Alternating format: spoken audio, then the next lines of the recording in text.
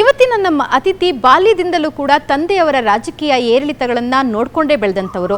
ಇವರ ತಂದೆ ರಾಜ್ಯ ಬಿಜೆಪಿಯ ಮೊದಲ ರಾಜ್ಯಾಧ್ಯಕ್ಷರಾಗಿದ್ದರು. ಬಿಜೆಪಿಯಿಂದಲೇ ಉಚ್ಚಾಟನೆಗೊಂಡರು ಕೂಡ.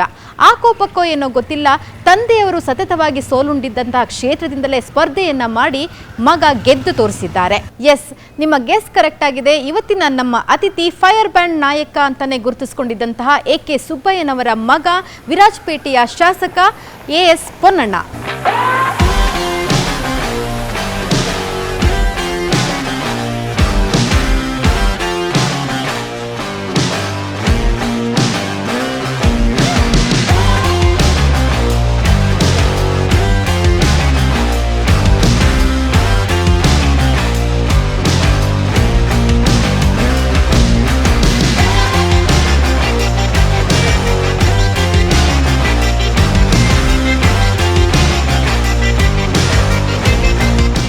ಸರ್, ನಾನು ಇಂಟ್ರೊಡಕ್ಷನಲ್ಲೇ ಹೇಳ್ತಾ ಇದ್ದೆ.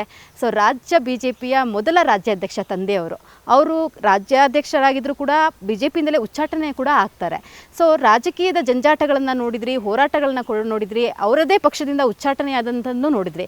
ಸೊ ಅಷ್ಟಿದ್ದು ಕೂಡ ನೀವು ಮತ್ತೆ ರಾಜಕೀಯಕ್ಕೆ ಬರ್ತೀರಾ, ಅದಕ್ಕೆ ಪ್ರೇರಣೆ ಏನು ಸರ್? ಪ್ರೇರಣೆ ಅಂತ ಹೇಳೋದಕ್ಕಿಂತ ರಾಜಕಾರಣದ ನೀವೇ ಹೇಳಿದಾಗೆ ಭಾಳ ಹತ್ತಿರದಿಂದ ಕಂಡು ಅದೆಲ್ಲೋ ನಮ್ಮ ಅಂತರ ಆಳದೊಳಗಡೆ ಅಡಗಿರ್ತದೆ ಅಂತ ಅನಿಸ್ತದೆ. ಅದರಿಂದ ನಾವು 5 ಜನ ಹುಡುಗರು ಮಕ್ಕಳು, 5 ಜನರಲ್ಲೂ ಎಲ್ಲೋ ರಾಜಕೀಯದ ಆಸಕ್ತಿ ಯಾವತ್ತೂ ಕೂಡ ಇತ್ತು. ಆದರೆ ಅವರು ಬೇರೆ ಬೇರೆ ಉದ್ಯೋಗದಲ್ಲಿರೋದ್ರಿಂದ ಅವರು ರಾಜಕಾರಣದಲ್ಲಿಲ್ಲ. ನಾನು ವಕೀಲನಾದೆ. ವಕೀಲ ವೃತ್ತಿ ಕೂಡ ಭಾಳಷ್ಟು ರಾಜಕಾರಣಕ್ಕೆ ಮತ್ತು ನೀತಿಗಳನ್ನು ರೂಪಿಸುವಂಥದ್ದು, ಸಂವಿಧಾನ ಇದಕ್ಕೆ ಹತ್ತಿರವಾಗಿರೋದ್ರಿಂದ ಇತಿಹಾಸ, ರಾಜಕೀಯ ಇತಿಹಾಸವನ್ನು ಕೂಡ ಪದೇ ಪದೇ ನಾವು ಅಧ್ಯಯನ ಮಾಡಬೇಕಂತ ಅವಶ್ಯಕತೆ ಇರುತ್ತಲ್ಲ.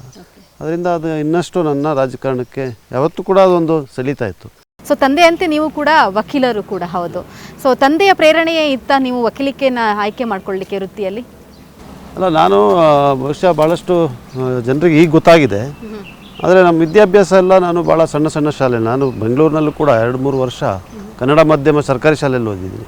ಅಂದರೆ ನನ್ನ ತಂದೆಯವರು ಅಲ್ಲಿ ಸೇರಿಸಿದ್ರು ನನಗೆ, ಅನುದಾನಿತ ಶಾಲೆ ಅದು. ಮತ್ತು ಯಾವುದೇ ದೊಡ್ಡ ಕಾನ್ವೆಂಟ್ಗಳಲ್ಲಾಗಲಿ, ಶಾಲೆಗಳಾಗಲಿ, ಕಾಲೇಜ್ಗಳಾಗಲಿ ನಾನು ಯಾವತ್ತೂ ಓದಲೇ ಇಲ್ಲ. ಸೊ ಅದರಿಂದ ಇದೆಲ್ಲವೂ ಒಂದು ಬೇರೆ ಥರವಾದಂಥ ನಮ್ಮ ಬಾಲ್ಯದ ಜೀವನ ಇತ್ತು. ಹುಟ್ಟಿದ್ದಿಲ್ಲಿ ವಿರಾಜಪೇಟೆನಲ್ಲಿ ಹುಟ್ಟಿದ್ದು. ಮೊದಲನೇ ವಿದ್ಯಾಭ್ಯಾಸ ಕೂಡ ಇಲ್ಲೇ ಪ್ರಾರಂಭ ಮಾಡಿದ್ರು.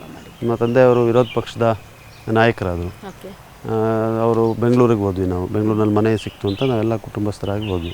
ಬಹುಶಃ ಅವ್ರು ಆಗಲಿಲ್ಲ ಅಂದರೆ ಇಲ್ಲೇ ಇರ್ತಾಯಿದ್ವಿ. ಸೊ 5 ಜನ ಮಕ್ಕಳು ಒಟ್ಟಿಗೆನೇ ಇದ್ದಿದ್ರು ನೀವು. ಸೊ ಅಣ್ಣ ತಮ್ಮ ಅಕ್ಕ ತಂಗಿರು ಎಷ್ಟು ಜನ? ಭಾಳಷ್ಟು ನೆನಪುಗಳಿದೆ. ನಾವು 5 ಜನ ಎಲ್ಲರೂ ಗಂಡು ಮಕ್ಕಳೇ, ಯಾರು ಅಕ್ಕ ತಂಗಿಯರು ಇಲ್ಲ. ನಾನು 4ನೇವನು, ನಾನು 5ನೇವರು. ನಾವು ಟ್ವಿನ್ಸ್, ಅವಳಿ ಜವಳಿ.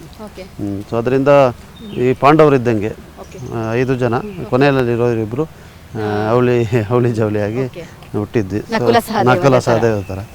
ನೀವು ಯಾವತ್ತಾರು ಬೇಟೆಗೆ ಹೋಗಿದ್ದುಂಟ ಸಣ್ಣವರಿದ್ದಾಗ? ಸ್ಥಳೀಯರ ಜೊತೆ ಹೋಗಿದ್ದೀವಿ. ಹುಡುಗರಿದ್ದಾಗ ರಾತ್ರಿ ಹೋಗ್ತಾರಲ್ಲ, ಅದೊಂದು ಬಾರಿ ಒಂದು ರೋಮಾಂಚನ ಇರ್ತದೆ. ಆ ಥರ ಹೋಗಿರೋದಿದೆ. ಆದರೆ ಸಂಪೂರ್ಣವಾಗಿ ಬೇಟೆ ಚಟುವಟಿಕೆಗಳು ಮತ್ತು ವನ್ಯಜೀವಿಗಳ ಮೇಲೆ ಮಾಡುವಂಥದ್ದೇನಿದೆ ಅದನ್ನು ನಾನು ಈಗ ಸಂಪೂರ್ಣವಾಗಿ ತಿರಸ್ಕರಿಸ್ತೀನಿ. ಅದು ಮಾಡಬಾರ್ದು. ಕೊಡಗಿನವರು ಅಂತ ಅಂದರೆ ಅದು ಅವರ ಒಂದು ಶತಸಿದ್ಧ ಹಕ್ಕು. ಮನೆಯಲ್ಲಿ ಎಲ್ಲರ ಮನೇಲೂ ಕೋವಿ ಇರುತ್ತೆ. ಸೊ ಕೋವಿಯನ್ನು ನೋಡಿಕೊಂಡೇ ಬೆಳೆದಿರ್ತೀರ. ಅದ್ರ ಬಗ್ಗೆ ತಾತ ಆಗಲಿ ಅಪ್ಪ ಆಗಲಿ ಎಷ್ಟು ಪ್ರೌಡ್ ಫೀಲ್ ಮಾಡ್ತಿದ್ರು? ಏನಾದ್ರು ಹೇಳಿದಾರಾ ನಿಮಗೆ? ಅಲ್ಲ, ನೀವು ಹೇಳಿದಾಗೆ ಹುಟ್ಟಿದಾಗಿಂದನೇ ಕೋವಿ ಇದ್ದೇ ಇರ್ತದೆ. ಮತ್ತು ನಮಗೆ ಒಂದು ಎಕ್ಸೆಂಪ್ಷನ್ ಅಂತಿದೆ, ಕೂರ್ಗ್ ಬೈ ರೇಸ್ ಮತ್ತು ಜಮ್ಮಾ ಲ್ಯಾಂಡ್ ಹೋಲ್ಡರ್ಸ್ಗೆ ಎಕ್ಸೆಂಪ್ಷನ್. ಅದು ಬ್ರಿಟಿಷ್ ಕಾಲದಲ್ಲಿಂದ ಕೊಟ್ಟಿರುವಂಥದ್ದು. ಅದರಿಂದ ನಾವು ಪರವಾನಗಿಯನ್ನು ಪಡ್ಕೊಳ್ಳೋಂಥದ್ದು ಇರಲಿಲ್ಲ. ಅದು ಈಗ ಕೋರ್ಟ್ನಲ್ಲಿ ಕೇಸಾಗಿ ಕೂಡ ಗೆದ್ದಿದ್ದೇವೆ, ಆ ಕೇಸನ್ನು ಕೂಡ.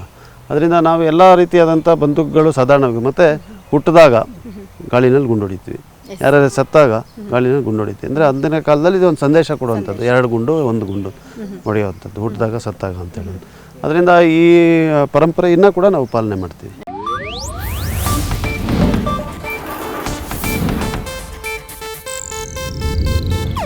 ಇದು ಏಷ್ಯಾನೆಟ್ ನ್ಯೂಸ್ ನೆಟ್ವರ್ಕ್ ಪ್ರಸ್ತುತಿ.